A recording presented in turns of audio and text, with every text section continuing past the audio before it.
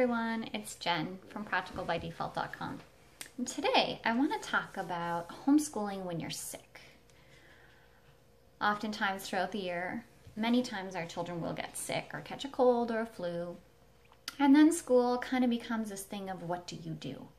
Many moms are concerned, they don't want to get behind or they don't know what to do because their kids are sick. And it's really hard if you're a working homeschool mom because really you only have certain hours or certain days or certain times of the day that you can really do school or teach or learn. So what are you going to do? I find that this is an interesting question because each family and each circumstance and each child is very unique. So ultimately my answer is do what's right for you. So if your child is sick, in our household, we usually end up having a slower day. They'll do a lot of reading, we'll play games, they'll do coloring pages, but depending on the child, they usually end up doing school. As horrible as that sounds, my children are very a textbook, workbook approach.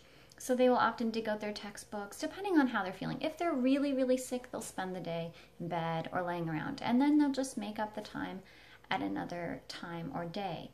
Because one of the great benefits of homeschooling is it doesn't have to run on the same hours as public school. So you can do your school in the evening, you can do it on the weekends, you can do it early in the morning, you can break it up throughout the day, whatever works for you. Then it becomes an issue of what to do when mom is sick. And so I've gotten this question too, and I always answer pretty much the same. When mom is sick, school goes on. I know, right? With that in mind, though, I really want to encourage you that if you need to rest, if you need to take a break, I promise you, you will not mess up your children's education or your kids in general if you take time to rest and get better. I suffer from migraines quite often. So I will come out and get the day kind of started and we'll do our read aloud.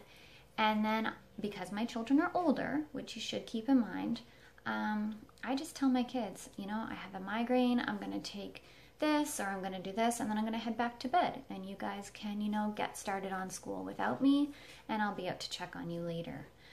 So it's really up to you and your circumstances, but I do want to encourage you that you really, really, really, I promise you, you will not mess up your kids if you take a day to look after yourself. You may need to add, a week on at the end of the year or something if you have a set amount of days or hours that you're supposed to do, but it's worth it than, struggling through and being in pain because I don't know about you, but I can be pretty cranky when I'm in pain. So that's how I handle school when either the kids are sick or I'm sick. So I would love to hear from you. What does school look like when you are not feeling well or when your children are not feeling well? You can leave the comments below and I'll take a look through. I can't wait to hear what you have to say.